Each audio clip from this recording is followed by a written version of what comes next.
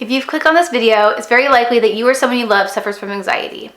If that's true, stick with me as I talk about my own journey and the ways that God has given me the peace to fully surrender to Him and to release the worry.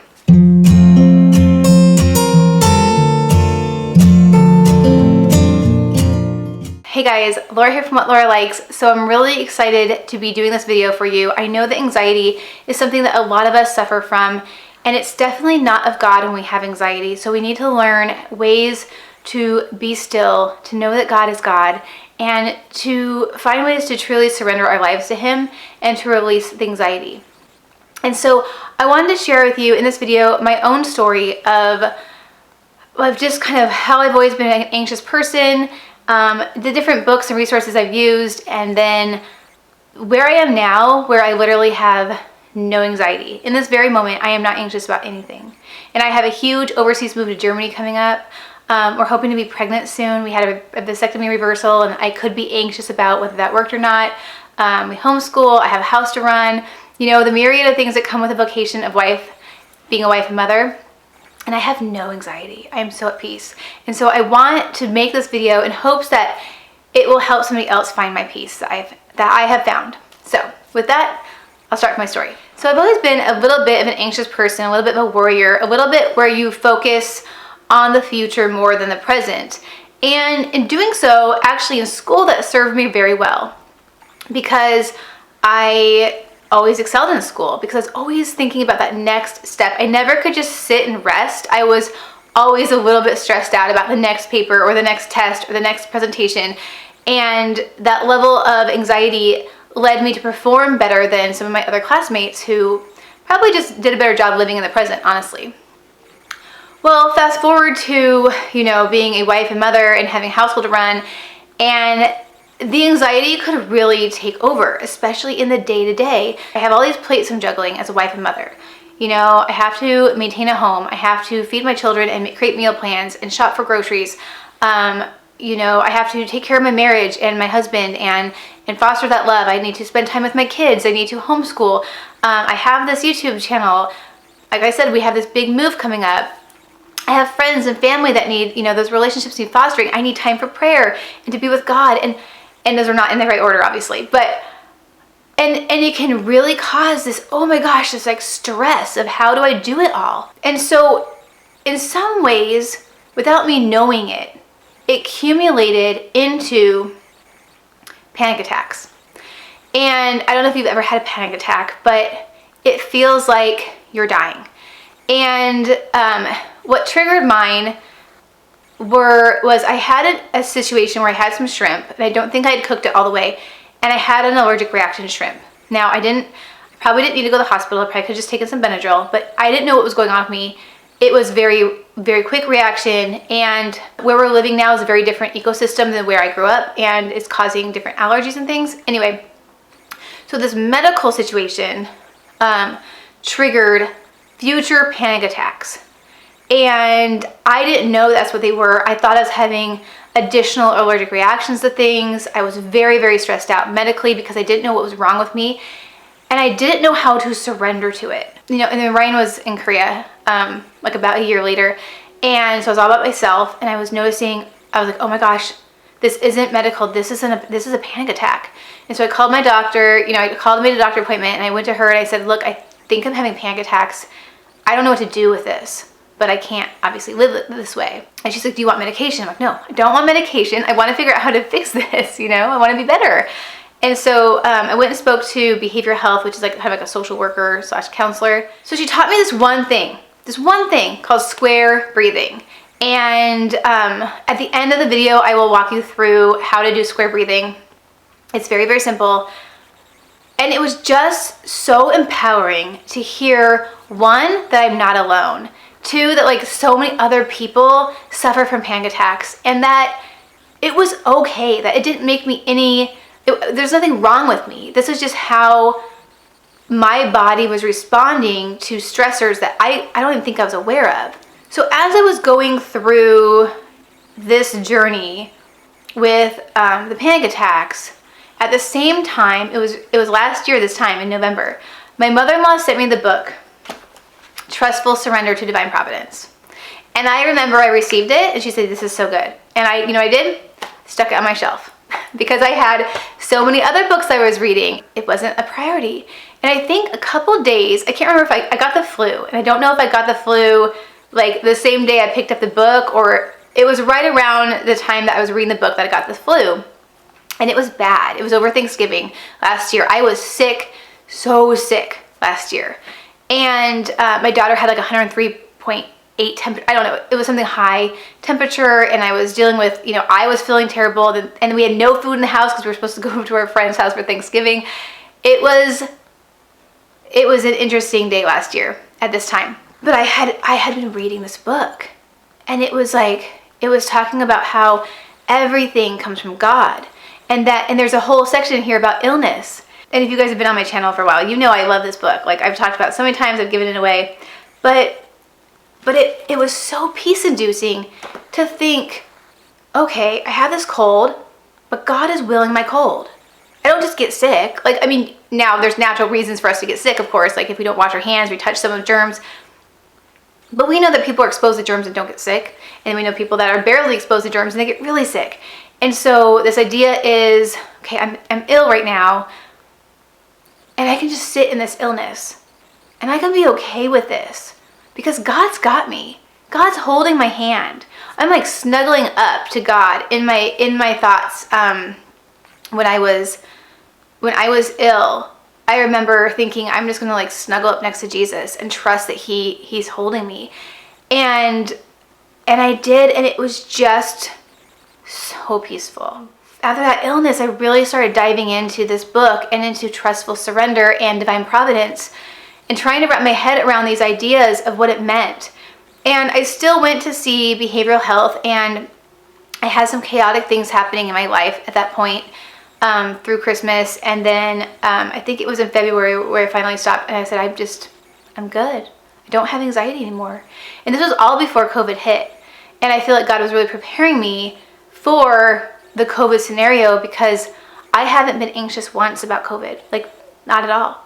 And when I was dealing with behavioral health stuff, I was also identifying myself as a hypochondriac, realizing that I was so worried about being ill and all the what ifs that came with being ill. What if I can't breathe? What if I have to go to the hospital? What's gonna happen to my kids? Like, what if I die gasping for breath? Like, I don't wanna do that, and it was only through studying Divine Providence that I was able to step back and say, no, like, God is all good, and He has me in his hands. And if something were to happen to me, He would give me the strength. That's what this book says. Whatever happens to us, He gives us the strength to see it through. And He would never give us a cross we couldn't handle. And that's why when you see children at like St. Jude's Children's Hospital with cancer and they're smiling, or you see a woman who's going through her last days with cancer, I've seen this on social media or like in videos where they're just at such peace. It's because they're not fighting what God is doing within them. They're just like accepting it and living in that moment. And so after that, the medical side of my anxiety just vanished. It was just like, I can handle this. And I started realizing that my body was stronger than I thought it was. I can fast. I can be hungry and not pass out. And if I do pass out, like, oh well, I'll be okay. But really trusting that I am stronger than I think I am medically, because like I said, this was the cross that I had specifically was really medical for the last like year or two, ever since that I call it the shrimp incident. On the flip side of anxiety, you have these day-to-day worries, right? Where we're living in the future self. I can look around my room and I can see multiple things that need to be done in order to clean up and tidy my room, right? There's a basket that shouldn't be out, there's shoes, purses, sleeping bag, books. And in my past, and even sometimes today when I fail to be steeped in this surrender, I can get really stressed out because my future self is annoyed with my present self on letting it get like this. Why can't you just, and then the negative thoughts start coming in. Why can't you just put these things away? What's wrong with you? Why can't you just be a tidier person? And you can be like, I can't do all this. It's too much. It's too overwhelming. Why even bother trying?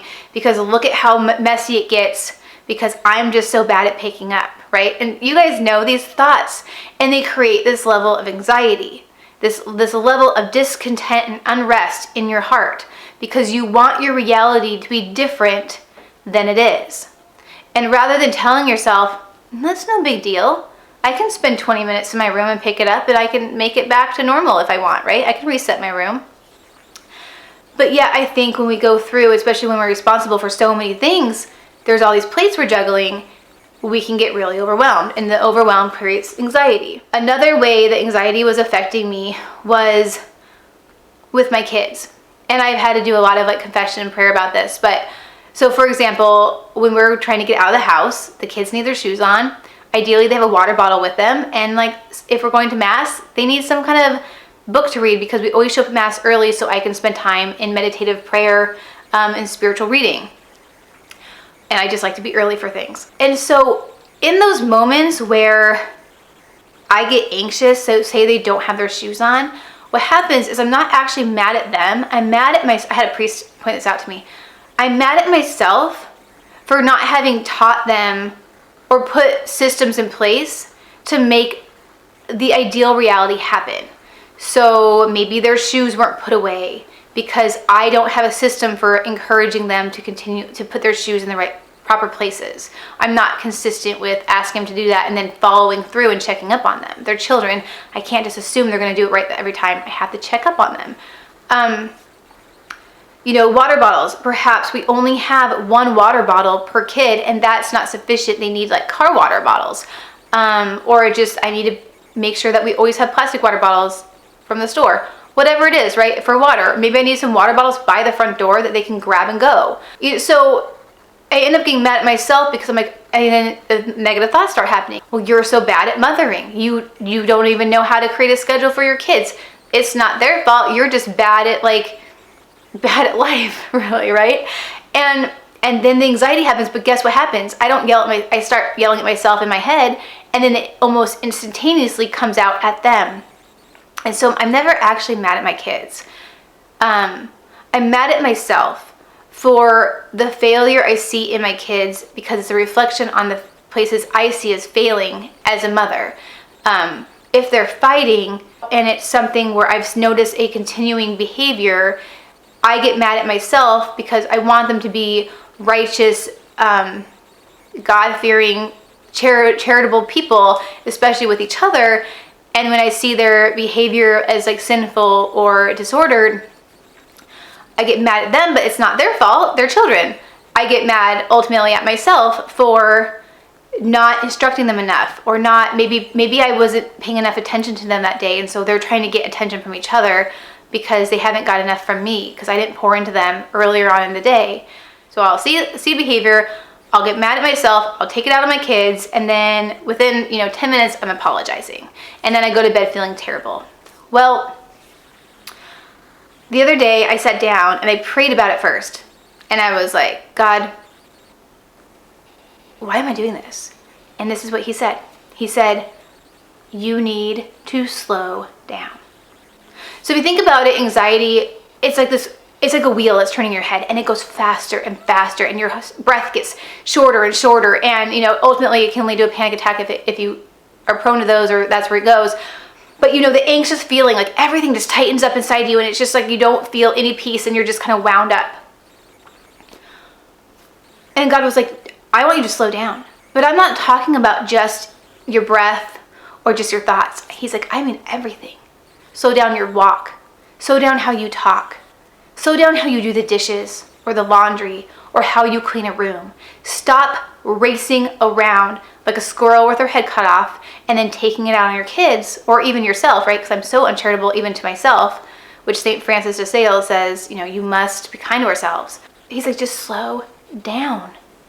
Because he gives everybody 24 hours in a day, and his timing is perfect. And so as long as we work in an orderly fashion towards our good, we will have accomplished enough for that day. And when he told me that, it made so much sense. That, especially my thoughts, but when we move through our day with slowness and with more meditation and contemplation, we are so much more at peace. So now, and I'm not perfect, but I find that by steeping myself in prayer, allowing myself that time in the morning to be quiet and slow, and to then go upstairs and say, now it's time to take a shower. It's not time to do anything else but take my shower. Now it's time to feed my children breakfast. It's not time to do anything else but feed my children breakfast. And sure, I could be listening to a podcast maybe, or catching up on Marco Polo, but I'm still present in that moment of cooking breakfast. And I'm not thinking about the laundry. I'm not thinking about my messy bedroom. I'm not thinking about the thing I need to send, to Germany in order to get housing. Like, I'm just in that moment. And I go through the day trusting that God will give me enough moments to get the next right thing done. So where I'm at now is a balance between trustful surrender and seeing all the things that happen in our day as God's will. So the interruptions and the inconveniences, that's all God's will. And then, my job is to figure out how to do the next right thing best. And you guys know I'm doing that the consecration to Jesus through Mary, using St. Louis de Montfort's consecration and consecration prep. And I'm finding so much fruit in it, because he's talking about how everything we do should be of God or purely God. So news, curiosity, vanity, those things don't have a place inside of a Christian woman's or Christian man's life. And so the more I order my activity towards my vocation and God, and that's it, the more peace I have. So as much as it's nice to be informed about the news, I don't really need to know that much.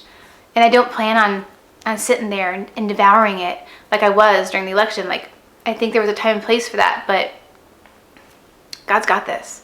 The news needs to be set aside. Curiosity, what does that look like? Curiosity is seeking knowledge that is not necessary for your state in life. And below I'm going to put a video on intellectual pride, because I thought it was so good. Father Ripperger is amazing.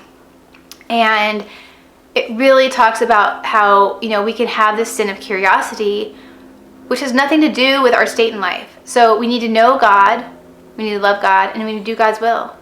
So, for example, for me, so like last month I thought, I was having all these symptoms, and I was devouring videos on the 2-week wait. That was wasted time.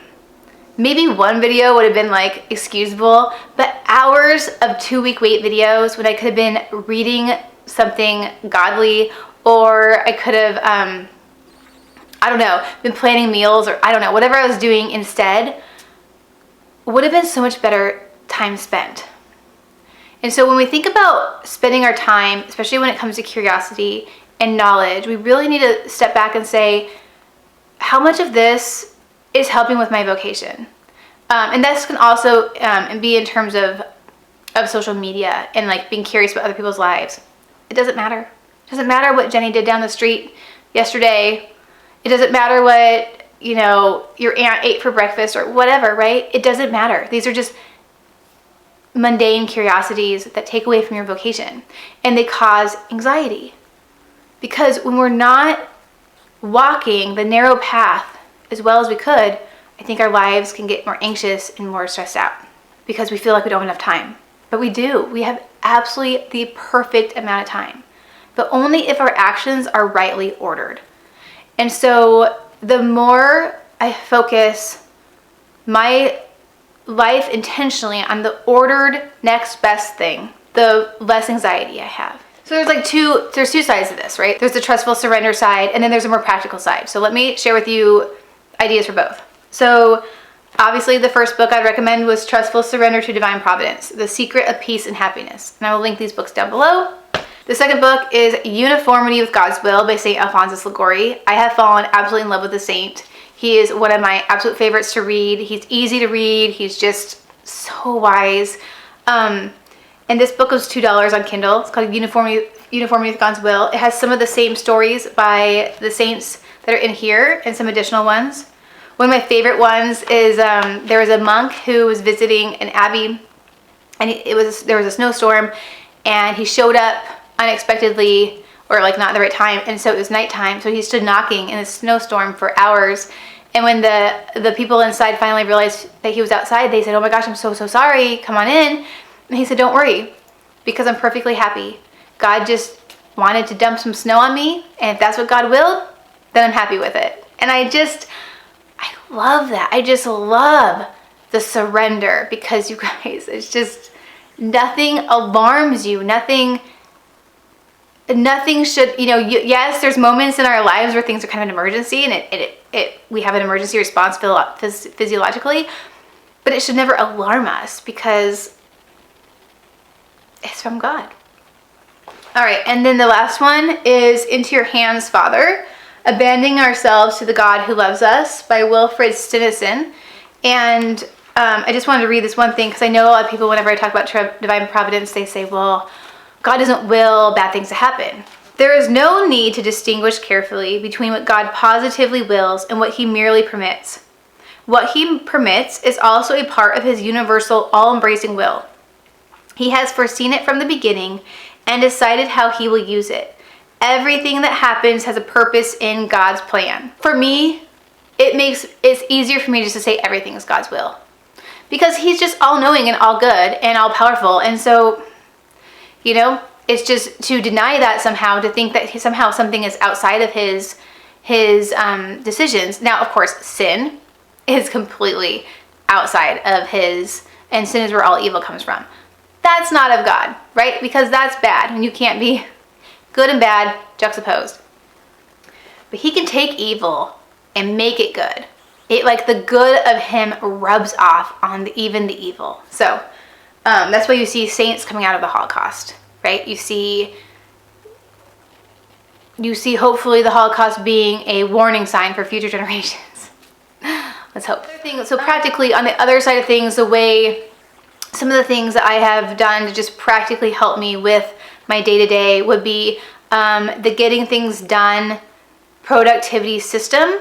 I use Trello as a way of keeping track of all the things I need to do, and when we get things out of our head onto paper, but also into a system, so that it's not just on paper, but that we know we're going to address it. Because when we write things out and then we just leave the paper laying around, like, there's no trust in that system. You have to have a system that you trust, that you're going to address and like check off and double check, and so when you write the thing on the paper, it's not just lost, because otherwise we think we still need to keep thinking of it. We have to give our brain we have to give ourselves the tools to set something down on paper and trust that it will be addressed, and we can literally let it go. So that's like one thing I'm really working on. And of course, with the homemaking stuff, I'm still a huge proponent of the FlyLady system.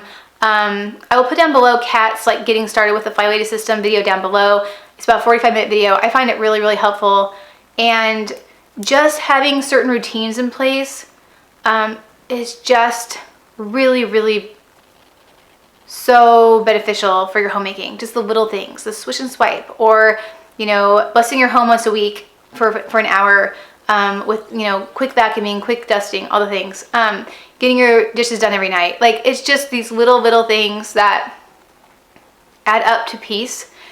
And then the other thing is I'm reading that book, the Compendium for Christian Mothers of Perfection. I'll put it down below. There's a free YouTube audio. There's also the book itself you can buy, which is beautiful. It's written by a priest in 1913, and it helps kind of put things in proper perspective and have an ordered life as a mother. And so I just found it so incredibly inspiring and peace-inducing. So with that, you guys, I know this is a longer video. Oh, I promised you that I was going to teach you how to do square breathing. So let me hand down. Put one hand on your stomach, one hand here.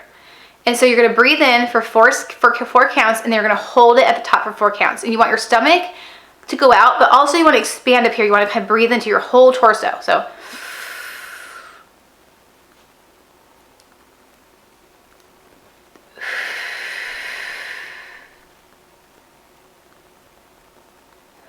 breathing in that way with the 4 seconds, you know, in, full torso, hold for 4 seconds, 4 seconds out, fully breathing out, and then 4 second hold the bottom. That's called square breathing, and that really, really helps lower your heart rate when you start to realize that you're having, you know, a bit of a stress moment, and just that deep breathing. But it's more than deep breathing. It's like a very well-known way of counteracting that. So that's what I have for you. That's like the practical side. I'll have lots and links down below. Please let me know if this was helpful. If you want to talk more about anxiety, or if you guys want me to cover specifics in a different video, let me know. I'm happy to talk about this stuff because, again, I just know what it's like. I know what it's like to feel anxious. Please stay close to the sacraments. That's the other thing that's super, super helpful. And that won't necessarily cure your anxiety, but obviously the more grace we have, the more we're able to hear the things that will help us. So with that, continue to know God, love God, and do God's will. I hope you're having a very beautiful day. And remember the scriptures, be still and know that I am God. So just slow down. He's got this, you guys. We're in his hands. All right. God bless. I'll talk to you later. Bye.